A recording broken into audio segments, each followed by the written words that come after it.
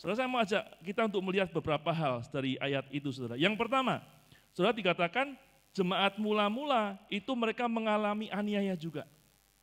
Ya, bahkan kalau kita baca aniaya jemaat mula-mula, itu jauh lebih berat, lebih mengerikan daripada kita, saudara. Mereka rata-rata mengalami apa yang disebut dengan hukuman, disiksa, mereka dipenjara, mereka ada yang disalibkan, saudara. Mereka ada yang dianiaya dengan diumpankan kepada binatang buas. Ya, Rasul Yakobus bahkan, saudara, jadi martir dengan cara dia diikat di antara dua kuda, dan dua kuda itu disuruh lari, saudara. Ya, sehingga kalau kuda larinya kan pasti ke sana ke sini. Rasul Yakobus meninggal dengan cara yang sangat mengenaskan seperti itu. Bahkan kalau saudara baca Ibrani pasal 11 dikatakan ada orang-orang yang meninggal dengan digergaji. Waduh, saudara, ngeri enggak, saudara? Ya, aniaya jemaat mula-mula lebih mengerikan. Banyak di antara mereka yang dibakar. Bahkan saya baca dari kisah jemaat mula-mula, saudara, di zaman Kaisar Nero yang sangat kejam, itu orang-orang percaya dibakar untuk jadi lentera di sepanjang jalan. Itu mengerikan sekali, ya. Dan saudara, mereka yang terlepas dari aniaya ini, mereka terpaksa harus lari. Sehingga dikatakan mereka tersebar sampai ke berbagai kota. Lari artinya apa, saudara? Meninggalkan kehidupan mereka, meninggalkan rumah mereka, meninggalkan keluarga mereka, mungkin meninggalkan usaha pekerjaan mereka, supaya mereka tidak mengalami aniaya itu. Ya, jadi sebenarnya kalau kita bandingkan kesusahan kita, penderitaan kita di zaman sekarang, enggak lebih berat loh, saudara, dari zaman waktu jemaat mula-mula. Ya, tetapi perhatikan, meskipun jemaat mula-mula mengalami aniaya yang demikian mengerikan, mereka harus tersebar meninggalkan kehidupan mereka, lari dari rumah kediaman mereka, tapi mereka enggak menyangkal Kristus, saudara. Amin. Bahkan dikatakan dimanapun mereka berada, mereka mengabarkan Injil, baik kepada orang Yahudi maupun kepada orang Yunani. Amin, saudara.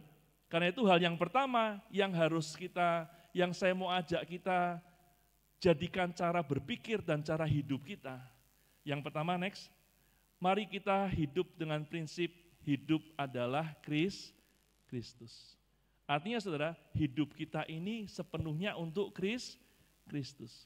Kalau orang dunia di luar Kristus, mereka hidup untuk diri mereka sendiri. Ya, tetapi kita hidup untuk Kristus. Artinya kita bekerja, kita berusaha, kita jadi profesional, kita berkeluarga, seluruh kehidupan kita ini sepenuhnya mau kita abdikan untuk Kristus, bukan untuk kepentingan diri kita sendiri, saudara. Amin.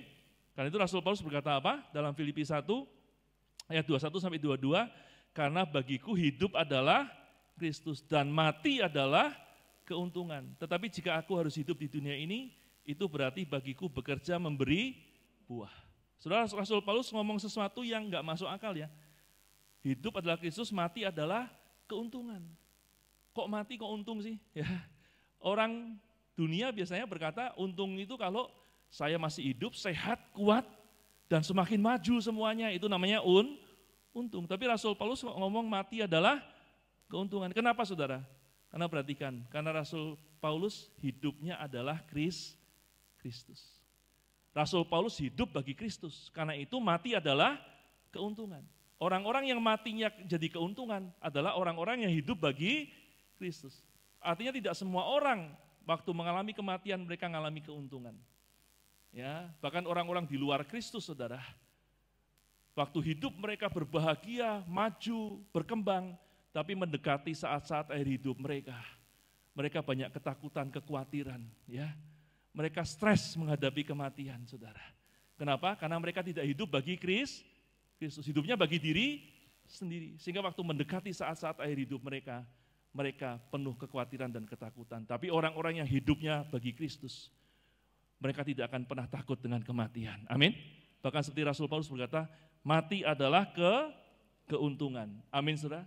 Karena itu, saudara, meneladani apa yang Rasul Paulus katakan, saya mengajak kita menghadapi keadaan apapun, aniaya apapun, kesusahan apapun, jangan tinggalkan Kristus. Amin. Bagiku hidup adalah Kristus. Ya, sekali lagi, kesusahan kita di zaman sekarang enggak lebih berat dari kesusahan jemaat mula-mula kok, saudara. Betul. Ya, ada yang sampai di sini yang harus sampai tersebar ke kota-kota, saudara, meninggalkan keluarga, tempat tinggal nggak ada kan? Ada yang ditangkap untuk dibakar, di sini nggak ada kan, saudara ya? Ya, kita udah nggak mendengar hal-hal itu lagi.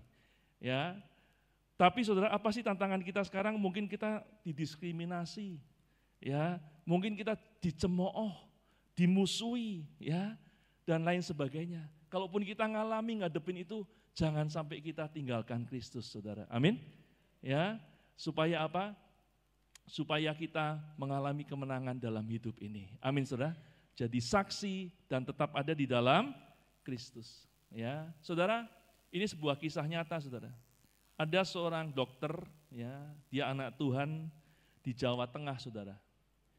Waktu dia sudah selesai kuliah, dia mulai mengabdi di sebuah, katakanlah semacam instansi, saudara.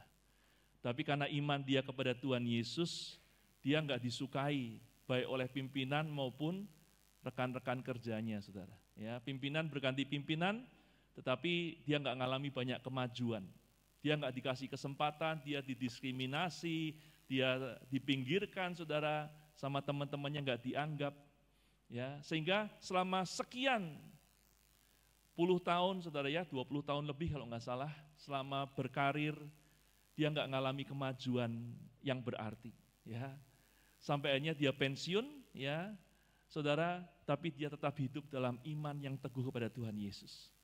Dia enggak mau ikuti cara-cara yang tidak baik, ya, yang tidak sesuai dengan kebenaran sepanjang karirnya di tempatnya bekerja, saudara. Ya, sehingga dia enggak dapat banyak keuntungan dari pekerjaannya, dari profesinya dia. Ya, tapi dia rela untuk menerima semua hal itu, saudara, demi imannya kepada Tuhan Yesus. Ya, dan saudara-saudara, tetapi setelah dia pensiun, dia merintis usaha yang awalnya kecil-kecilan, saudara. Tapi justru lewat usaha itu dia diberkati luar biasa. Ya, iman kepada Tuhan Yesus tidak akan pernah sia-sia, saudara. Amin. Memang dalam jangka waktu yang lama itu sangat menekan, tetapi di akhirnya kalau kita tekun dan setia, Tuhan pasti akan berikan anugerah dalam kehidupan kita. Amin. Ya, bagiku hidup adalah Kristus. Dan selama kita hidup bukan hanya sekedar setia kepada Tuhan Yesus, tapi Rasul Paulus berkata, bagiku itu berarti bagiku bekerja memberi buah. Jadi kita harus tekun dalam iman kita kepada Tuhan Yesus, apapun yang kita alami, aniaya apapun, tetapi kita bukan hanya bertekun, tapi juga hidup kita memberi buah. Ya, saudara, apa sih tandanya, saudara? Orang Kristen yang hidupnya berbuah. Ya, sederhana, saudara. Kalau sebuah pohon berbuah, saudara, kira-kira yang makan buahnya itu pohon itu atau orang lain yang ada di sekitarnya, saudara? Nah, kalau sebatang pohon berbuah, kira-kira yang menikmati buahnya pohon itu atau orang lain yang ada di sekitarnya? Orang lain ya, yang ada di sekitarnya ya. Artinya, saudara, kalau seseorang Kristen itu berbuah, artinya dia berdampak buat orang-orang di sekitarnya. Amin. Ya. Dan itu tanda bahwa hidupnya menghasilkan buah. Saudara, tanggal 11 Mei kemarin, saya baru kehilangan seorang rekan kerja, rekan pelayanan, saudara. Ya, koordinator pelayanan jemaat di gereja kami dipanggil pulang ke rumah Bapak dalam usia yang masih muda, 57 tahun, saudara. Ya, dan hari Sabtu meninggal, malam meskipun belum ada ibadah penghiburan, tapi orang-orang sudah banyak datang ke rumah duka. Ya, dan sepanjang 2 hari ibadah penghiburan, saudara, itu banyak sekali orang yang datang sampai pemakaman, saudara. Bahkan ada beberapa yang datang dari luar kota, khusus untuk memberikan penghormatan yang terakhir kepada rekan pelayanan ini, saudara. Ya, dan ada seorang anak muda datang dari luar kota bersama dengan keluarganya, dia bersaksi, kalau bukan karena pelayanan Bapak ini, saya, orang tua saya, dan adik saya gak akan mengenal Tuhan Yesus. Tapi karena pelayanan almarhum, saudara, sekeluarga menerima Tuhan Yesus sebagai Tuhan dan Juru Selamat. Ya, itulah hidup yang berbuah. Ya, saudara, banyak sudah menghasilkan buah, tapi saya berdoa biar setiap saudara pernah menghasilkan buah ini, memenangkan jiwa-jiwa untuk kemuliaan Tuhan Yesus. Amin. Seperti jemaat mula-mula, mereka tersebar dimanapun mereka berada, mereka memberitakan firman Tuhan. Sehingga orang-orang diselamatkan, baik orang Yahudi maupun orang Yunani. Saya berdoa, biar kita, mungkin banyak buah sudah kita hasilkan, pelayanan, kebaikan, perbuatan baik, kasih, dan lain sebagainya. Tapi kita semua harus pernah mengalami, menghasilkan buah ini, yaitu memenangkan jiwa untuk Tuhan Yesus. Amin. Ya, kita rindukan dan kita berdoa supaya kita diberi anugerah untuk ini, saudara. Amin, saudara. Karena inilah yang menyenangkan hati Tuhan. Semua buah memang menyenangkan hati Tuhan, tapi marilah kita sama-sama memenangkan jiwa. Amin, saudara. Karena itu, saudara, sebelum kita memberitakan firman Tuhan kepada orang-orang yang belum kenal Tuhan, mari kita sama-sama memperlengkapi diri kita, berlatih untuk memberitakan firman juga kepada saudara-saudara kita seiman, saudara. Betul? Ya, kalau kepada orang di luar sana kan mungkin kita grogi lah, takut lah, dan lain sebagainya. Tapi kalau kepada saudara seiman kan enggak apa-apa, saudara. Jangan sampai kita dalam hidup ini enggak pernah memberitakan firman Tuhan sama sekali. Enggak pernah berbagi tentang kebenaran firman Tuhan. Ya, karena itu ayo saudara harus ada di dalam komsel, di KUL ya Pak Gangsar ya, di sini ya. Karena di KUL itu kita bisa saling sharing, menguatkan, saling berbagi. Dan nanti kalau saudara tekun, saudara pasti akan dibawa Tuhan untuk memberitakan firman juga di luar sana. Amin. Sehingga saudara akan memenangkan jiwa bagi Tuhan. Amin, saudara. Itu yang pertama. Saya mendorong kita semua, ayo saudara, tetap bertekun dalam Tuhan. Bagiku hidup adalah Kristus. Aniaya apapun, penderitaan apapun, jangan membuat kita meninggalkan Tuhan. Tapi kita tetap setia dan kuat di dalam Tuhan. Dan apapun yang kita alami, dimanapun kita berada, mari kita punya satu kerinduan untuk memberitakan firman Tuhan. Sehingga lewat hidup kita, banyak jiwa-jiwa dimenangkan untuk Tuhan. Berikan tepuk tangan bagi Tuhan kita. Haleluya. Yang kedua, saudara, next tolong. Mari kita saling menjaga dengan saudara seiman. Nah, ya, saudara, Rasul Paulus berkata, bagiku hidup adalah Kristus. Itu harus dan terutama. Tapi ingat, kita bukan hidup hanya buat Kristus tok, saudara. Tapi kita juga harus hidup buat sesama, terutama saudara seiman. Ya. Dan bagaimana kita hidup buat saudara seiman? Dalam Kisah Para Rasul, saudara, ayat 11, pasal 11, ayat 25-26-nya dikatakan begini. Lalu pergilah Barnabas ke Tarsus untuk apa, saudara? Mencari Saulus. Dan setelah bertemu dengan dia, ia membawanya ke Antiokhia. Mereka tinggal bersama-sama dengan jemaat itu 1 tahun lamanya sambil mengajar banyak orang. Di Antiokhia lah murid-murid itu untuk pertama kalinya disebut Kristen. Ya, saudara perhatikan, dikatakan kalau saudara baca ayat 24-nya dikatakan Barnabas itu orang baik. Ya, dan tanda orang baik salah satunya, saudara, dia pergi ke Tarsus, ya saudara ya, sengaja hanya untuk mencari Paulus. Nah saudara, kenapa Barnabas pergi ke Tarsus untuk cari Paulus, saudara?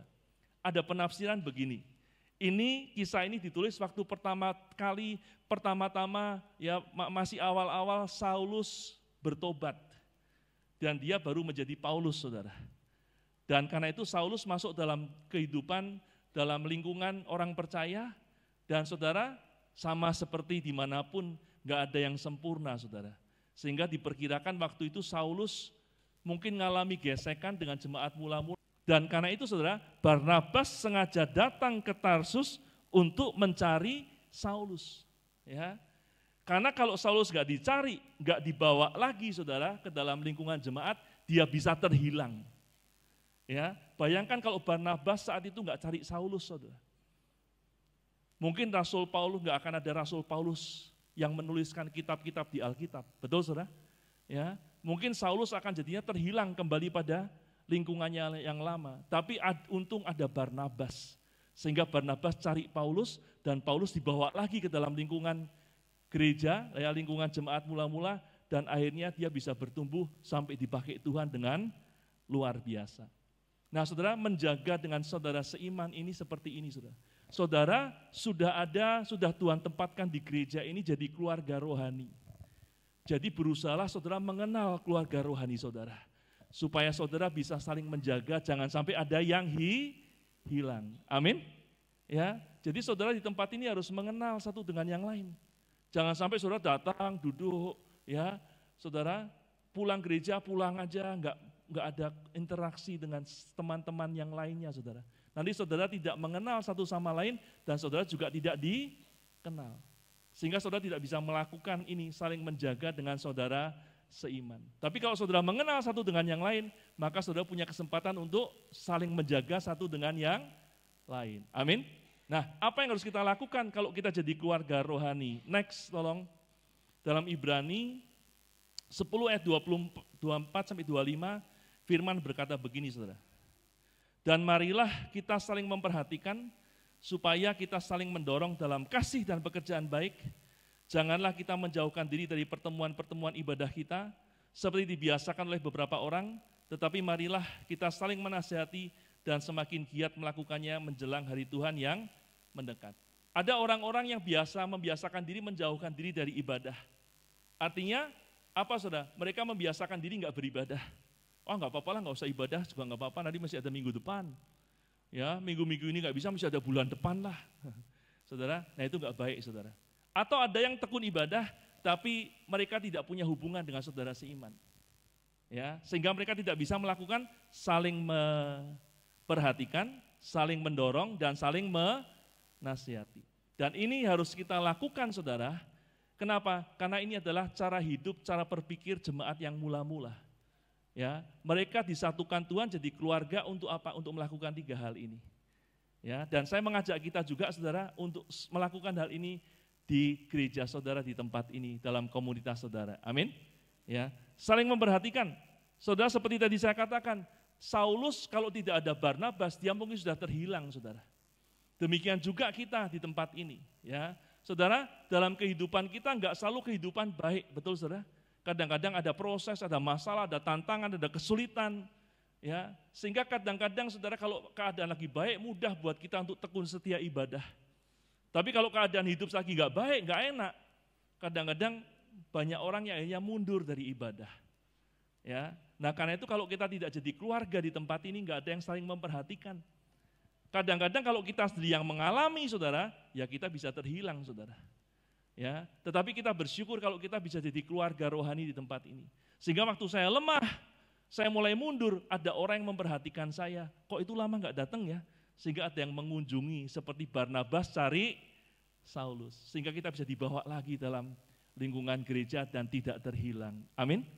Ya, juga kalau ada orang lain yang sedang lama nggak datang ya, mari saudara, care satu dengan yang lain, perhatian.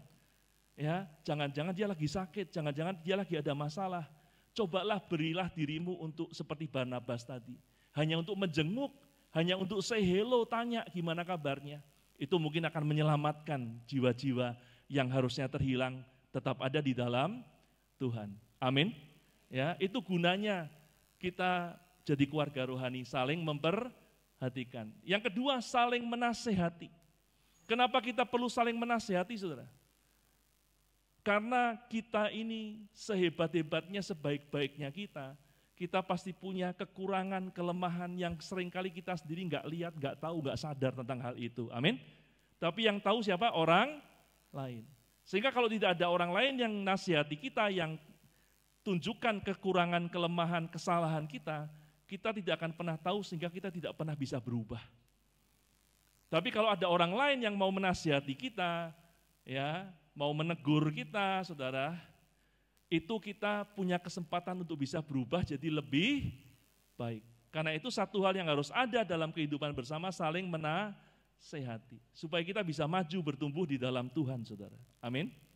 Ya, saudara, zaman dulu, zaman saya remaja, ada seorang petinju legendaris, namanya Muhammad Ali, saudara. Ya, yang seusia saya, seangkatan saya pasti tahu petinju ini, saudara ya. Nah, suatu saat dia diwawancara oleh seorang wartawan. Dan wartawan ini tanya, Ali, kenapa kamu mau dilatih sama pelatih kamu ini? Pelatih kamu ini kan prestasinya nggak sehebat kamu. Bahkan kalau dia sekarang suruh lawan kamu, dia juga nggak akan menang, dia kalah. Tapi kenapa kamu mau dilatih sama dia? Jawaban Ali luar biasa. Karena pelatih sayalah yang tahu kekurangan, kelemahan, kesalahan saya. Yang saya nggak tahu. Sehingga pelatih saya bisa memberitahu saya hal itu, sehingga saya bisa jadi lebih baik. Karena itu saya menerima dia jadi pelatih saya. Ya, Saudara, bagaimanapun hebatnya seseorang, dia tetap memerlukan orang lain, saudara. Amin. Untuk menunjukkan apa yang masih belum benar dalam hidup kita. Ya, dan berbahagialah kalau kita mempunyai rekan-rekan yang seperti ini.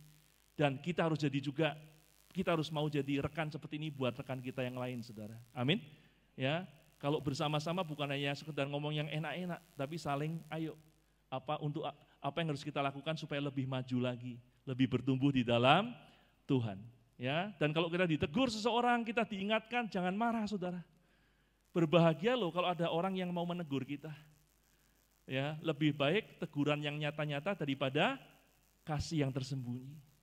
Ya, kalau orang mengagungkan kita, memuji-muji kita, aduh itu nggak ada efeknya mungkin, saudara ya.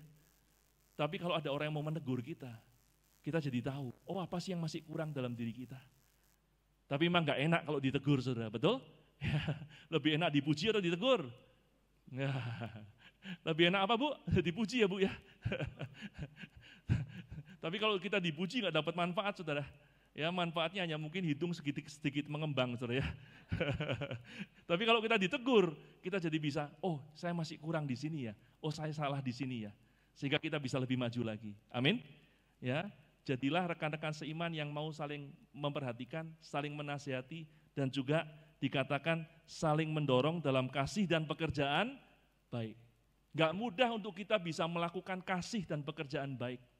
Banyak orang Kristen hanya berhenti sampai jadi orang saleh, orang kudus, orang suci. Tapi jarang orang mendorong dirinya untuk jadi orang-orang yang melakukan kasih dan melakukan pekerjaan-pekerjaan baik. Pekerjaan baik dan kasih ini akan menjadikan orang di sekitar kita menikmati buah yang kita hasilkan. Amin. Ya. Dan kalau kita enggak lakukan bersama-sama dengan saudara seiman, itu lebih berat kalau kita lakukan sendirian, saudara. Coba kita lihat next, tolong. Masih Kisah Rasul 11 ayat 28-30 dikatakan begini, saudara. Seorang dari mereka yang bernama Agabus bangkit dan oleh kuasa roh ia mengatakan bahwa seluruh dunia akan ditimpa bahaya kelaparan yang besar. Hal itu terjadi juga pada zaman Claudius. Lalu murid-murid memutuskan untuk mengumpulkan suatu sumbangan sesuai dengan kemampuan mereka masing-masing dan mengirimkannya kepada saudara-saudara yang diam di Yudea. Hal itu mereka lakukan juga dan mereka mengirimkannya kepada penatua-penatua dengan perantaraan Barnabas dan Saulus.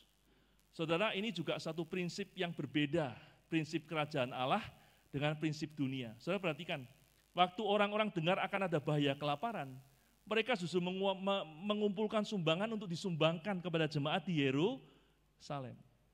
Ya.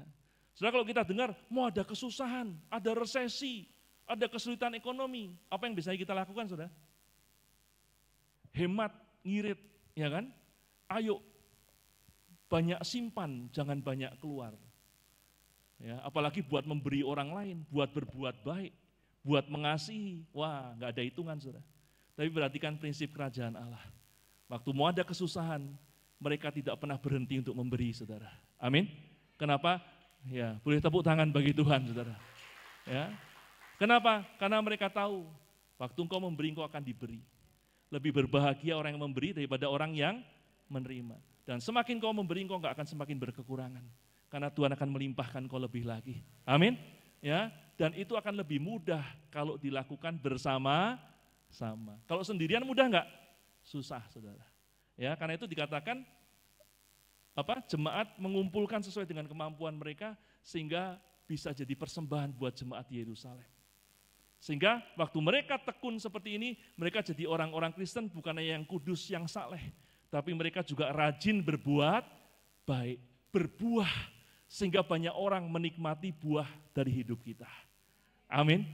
Ya, saudara, bulan Maret kemarin di gereja kami, saudara, dari KUL ya, dari kelompok-kelompok sel, saudara ya, di tempat kami namanya PK, Pengembalaan Keluarga, sama-sama mengadakan aksi sosial dengan kita memberkati panti asuhan dan panti Wreda, saudara. Ya, sehingga masing-masing orang mengumpulkan sedikit-sedikit sesuai dengan kemampuan mereka, banyak sesuai dengan kemampuan mereka, sedikit banyak sesuai dengan kemampuan masing-masing. Tapi waktu dikumpulkan, itu bisa memberkati satu panti asuhan, memberkati satu panti Weda dan satu panti Weda yang khusus tunanetra. Ya, kalau dilakukan sendirian nggak bisa, saudara, berat ya. Jadi berkat segitu banyak panti, saudara. Tapi waktu kita lakukan bersama-sama, ya, maka itu jadi ringan dan itu mendatangkan sukacita. Amin, saudara. Ya, karena itu saudara, mari lakukan hal ini bersama-sama. Saudara sudah bergereja di tempat ini, saudara harus jadi keluarga. Jangan cuma jadi jemaat gereja. Amin. Dan kalau saudara jadi keluarga, saudara akan mengenal satu sama lain. Sehingga saudara bukan hanya bisa hidup setia kepada Tuhan, tapi saudara bisa hidup saling memperhatikan, saling menjaga satu dengan yang lain. Dan bersama-sama saudara bisa rajin berbuat baik. Amin, saudara. Sehingga kita jadi orang Kristen itu jadi pelaku firman, enggak cuma pendengar firman. Tapi kita bisa melakukannya. Tapi kalau kita sendirian, susah untuk kita bisa melakukannya, saudara. Betul? Bahkan mungkin kita bisa-bisa terhilang karena enggak selalu keadaan itu baik dalam hidup kita. Tapi waktu kita punya keluarga di tempat ini, ya, kita akan dijaga oleh rekan-rekan kita, keluarga kita, dan kita juga menjaga rekan-rekan kita. Sehingga bersama-sama kita bisa tekun setia ikut Tuhan sampai akhirnya. Amin. Karena itu saya berdoa, saudara. Saudara di tempat ini, ya, ayo jangan hanya datang pulang tanpa dikenal dan tanpa mengenal. Berusahalah mengenal satu dengan yang lain. Termasuk saya sangat mendorong di tempat ini ada kul, ya Pak Gang Sarya, betul ya. Saudara harus ada di kul yang paling cocok, yang paling dekat dengan tempat tinggal saudara. Supaya saudara bisa diperhatikan dan memperhatikan rekan-rekan seiman. Amin. Sehingga seperti jemaat mula-mula, meskipun ada aniaya, kesusahan, penderitaan, tapi mereka tetap setia dalam iman. Dan hidup mereka berbuah. Bahkan lewat mereka kekristenan menyebar ke berbagai tempat sampai kepada kita saat ini, saudara. Karena ada jemaat mula-mula. Rindu seperti itu, saudara? Amin. Ya, karena itu saudara, kalau boleh saya simpulkan, next. Mari saudara. Next, tolong. Untuk meneladani cara hidup dan cara berpikir jemaat mula-mula, mari tetapkan dalam hati kita, hidup adalah Kristus. Ya, kita harus tetap ada di dalam Kristus dan sepanjang hidup ini kita mau memberi buah dengan memberitakan Injil untuk keselamatan jiwa-jiwa. Ya, itu menyenangkan hati Tuhan. Tetapi yang kedua, saya enggak mau hanya sekedar hidup untuk Kristus tok, tapi saya juga mau hidup untuk sesama saya, terutama saudara seiman. Dengan apa? Saya mau saling memperhatikan, saling mendorong untuk melakukan kasih dan pekerjaan baik dan saling menasehati. Sehingga saya dijaga, saya bisa setia sampai akhir dan berbuah sampai akhir. Dan saya menjaga, mendorong teman-teman saya untuk setia kepada Tuhan sampai akhir dan juga tekun berbuah sampai akhir. Amin. Yang ketiga, yang terakhir, mari kita tekun berbuat baik. Memberi dan memberkati sesama kita. Orang yang tekun, yang murah hati mau memberkati saudara, gak akan pernah berkekurangan. Dalam kesusahan Tuhan pasti akan tolong. Ya, saya punya seorang rekan pelayanan juga saudara, yang saya bersyukur ini orangnya murah hati saudara, mudah memberi. Ya, dia enggak, saya sampai aduh kok uangnya banyak banget saudara ya. Tapi ternyata dia sebenarnya bukan berkelebihan saudara, tapi karena dia tahu aja, dia punya hati untuk memberi buat orang-orang yang melayani Tuhan, orang-orang yang berkekurangan dan untuk pekerjaan Tuhan. Dan saya lihat saudara, hidupnya dibela Tuhan. Ya, masa COVID kemarin dia mengalami penurunan dalam usahanya. Tetapi hari ini sudah dipulihkan Tuhan saudara. Orang-orang yang setia sama Tuhan dan mau berbuah buat sesamanya, tidak akan pernah ditinggalkan Tuhan. Akan selalu dibela dalam keadaan apapun. Tuhan yang jadi sumber berkat buat mereka. Dan saya berdoa jemaat di tempat ini juga hidup sama seperti jemaat mula-mula. Amin. Berbuah bagi Tuhan, berbuah bagi kerajaan Allah, dan berbuah bagi sesamanya. Tuhan memberkati. Haleluya. Berikan tepuk tangan bagi Tuhan kita.